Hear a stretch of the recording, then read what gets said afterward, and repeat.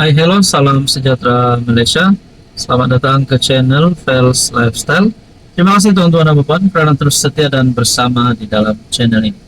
Ini satu kejutan untuk Sanusi, satu kejutan besar untuk kepimpinan PN dan terutamanya Hadi Awang sebagai Presiden PAS dan Sanusi sendiri sebagai Menteri Besar Kedah. Adakah pada pilihan raya negeri di Kedah nanti, adakah Sanusi, PAS dan PN dapat bertahan lagi? Adakah mereka akan terus menang lagi? Ataupun kerajaan gabungan hari ini, PHBN, akan menerajui, akan menjadi kerajaan negeri yang baharu di Kedah? Saudara-saudara yang saya hormati, kalaulah PHBN akan menjadi kerajaan nanti, sudah pasti Sanusi tidak lagi layak menjadi MB. Kecuali lah Sanusi masuk PH ataupun BN mungkin bolehlah, tapi adakah perkara itu tidak mustahil untuk berlaku? Saudara-saudara, menurut Saifuddin Nasution melalui satu artikel Malaysia Kini, PHBN Kedah siap sedia jadi kerajaan menanti. PH dan BN Kedah bersiap sedia menjadi kerajaan menanti pada pilihan raya negeri akan datang. Pengerusi Pakatan Harapan Kedah, Saifuddin Nasution, berkata, kedua-dua gabungan itu akan berusaha meraih sokongan pengundi di negeri itu. Pertemuan baru-baru ini, kami mengambil kesempatan untuk berbincang tentang bagaimana kami di Kedah boleh memposisikan diri kami sebagai pembangkang yang boleh dipercayai dan efektif. Pada masa sama, mempersiapkan diri untuk menjadi government in waiting, katanya dipetik Sinar Harian.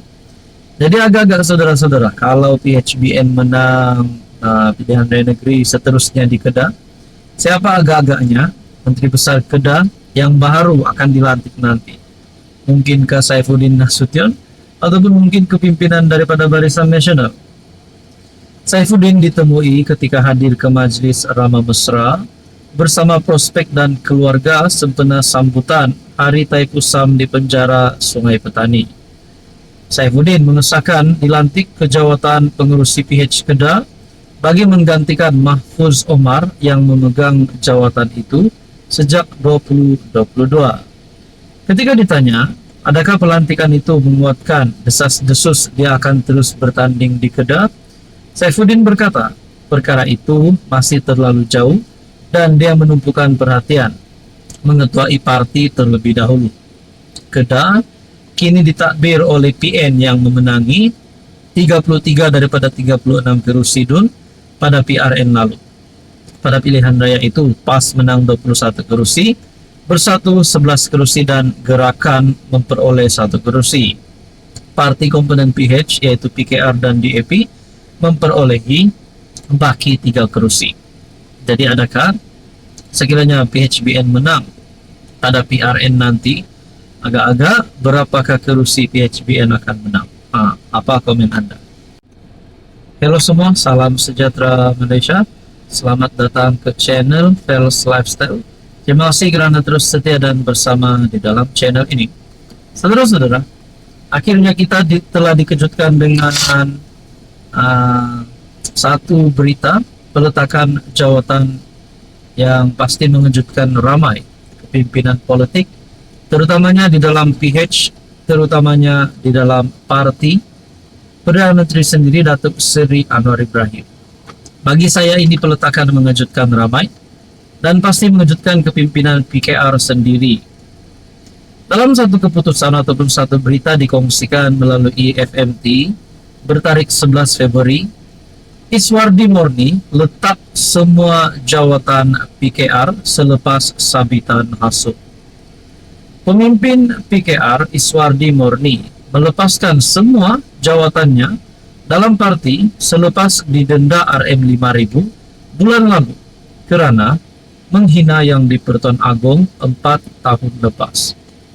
Dalam video dimuat naik ke TikTok, Ketua Bahagian Petra Jaya dan Setiausaha Koordinasi Penerangan PKR itu berkata, beliau akan berundur secara rasmi daripada jawatan kepimpinannya dalam parti.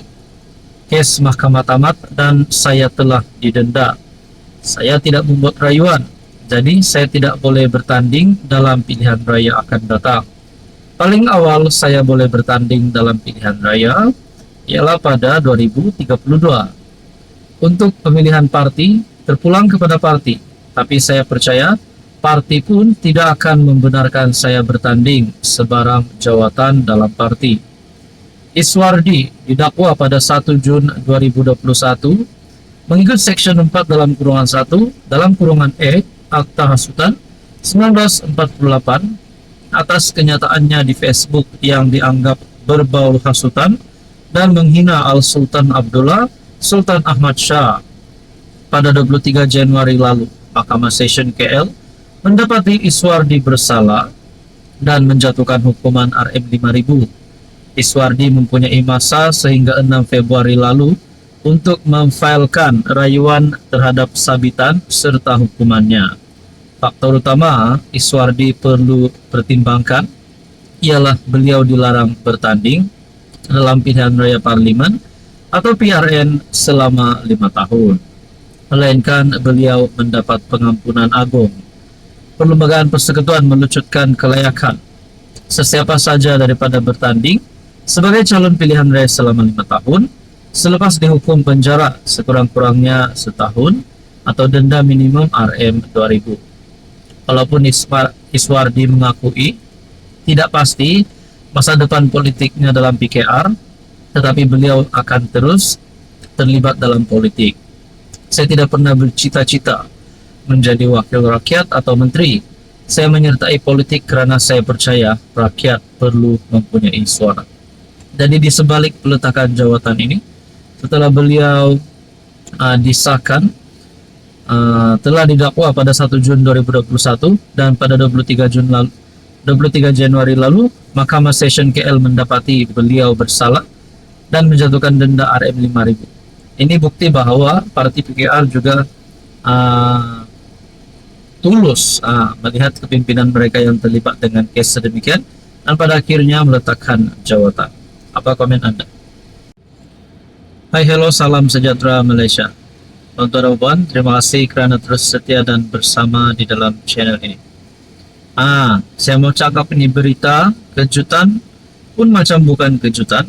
Nak cakap kejutan pun mungkin kejutan juga. Sekali lagi, nama bos besar bersatu. Ketua bersatu. Saya boleh katakan nama Cik Gubat ini tidak asing lagi di media sosial. Mungkin seluruh peminat politik Malaysia mengenali nama Cik Gubat. Sekali lagi, nama Cik Gubat telah menjadi sebutan ramai orang, menjadi buah mulut ramai orang. Cik Gubat dipanggil ke polis ke Bukit Aman. Polis memanggil Ketua Bersatu Port Dickson Badrul Hisham Shahrin ke Bukit Aman berhubung hantaran Facebook mengenai keadaan kesihatan yang di Pertuan Agong Sultan Ibrahim. Peguam Muhammad Rafiq Rashid Ali berkata, Badrul Hisham disiasat mengikut Section 4 dalam kurungan 1 Akta Hasutan, Section 500 dan Section 505 dalam kurungan B, Kanon Keseksaan dan serta Section 233 Akta Komunikasi dan Multimedia.